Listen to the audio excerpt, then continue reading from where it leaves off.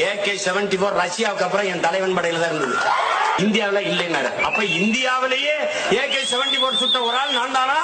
இப்ப நம்ம இடும்போனம் கார்த்தி பகிர்ந்த ஒரு படங்கள் பார்த்திருப்பீங்கன்னு நினைக்கிறேன். அந்த படம் என்னுடைய ஷூட்டிங் ஸ்பாட்ல அவர் வந்திருக்கப்ப கேட்டு அந்த துப்பாக்கியை வாங்கி போட்டோ எடுத்தது. தம்பி, நான் குட்டி கதை சொல்லவன் அல்ல தம்பி, கட்டுக்கதையை சொல்ல வந்தவன்.